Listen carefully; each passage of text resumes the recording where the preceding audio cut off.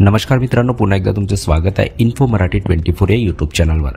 मित्रांनो, सरकारी कर्मचाऱ्यांसाठी 18 महिन्याच्या डीए थकबाकीबद्दल एक अत्यंत महत्त्वाची बातमी आलेली आहे। बातमी आहे सरकारी कर्मचाऱ्यांसाठी 18 महिन्याची डीए थकबाकीबाबत मोठी अपडेट। आता खात्यात किती पैसे येणार?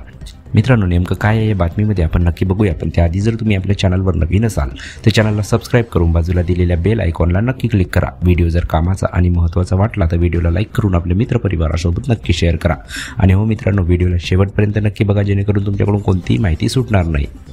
मित्रांनो, महागाई भत्ता डीए हे केंद्र सरकारी कर्मचारी आणि पेन्शनधारकांसाठी एक अत्यंत महत्त्वाचे आर्थिक सहाय्य आहे। कोविड-19 महामारीच्या काळात जानेवारी 2020 ते जून 2021 या कालावधीत डीए वाढ थांबवण्यात आली होती, ज्यामुळे कर्मचाऱ्यांना 18 महिन्याची थकबाकी नाही। आता या थकबाकीबाबतच्या चर्चांना उधाण आले असून ही थकबाकी मिळणार की नाही याबद्दल एक मोठा प्रश्न आहे। मित्रांनो, डीए थकबाकी म्हणजे काय आणि ती का थांबवली होती याच्याबद्दल आपण थोडंसं बघूया। मित्रांनो, महागाईपासून दिलासा देण्यासाठी सरकारी कर्मचाऱ्यांना महागाई भत्ता डीए दिला जातो। दर 6 महिन्यांनी ते सुधारित केले जाते, परंतु कोरोना महामारीच्या काळात सरकारने जानेवारी 2020 ते जून 2021 या कालावधीत डीए वाढ थांबवली होती। या 18 महिन्याच्या कालावधीसाठी न मिळालेला डीए ही थकबाकी आहे। मित्रांनो, आता आपण बघूया की 18 महिन्याची डीएची थकबाकी मिळेल का?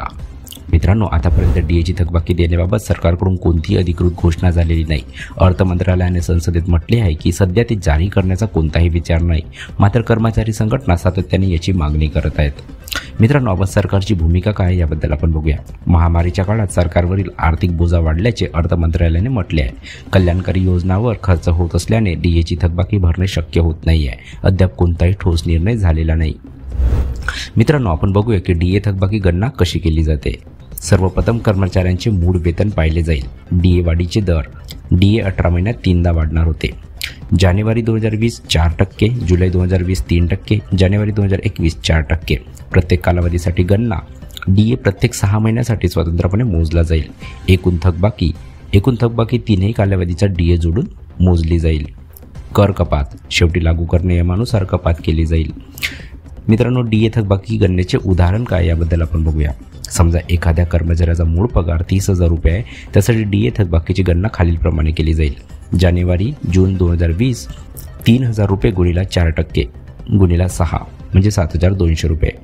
जुलै डिसेंबर 2020 30,000 गुणिला 3% गुणिला 6 म्हणजे 5,400 रुपये।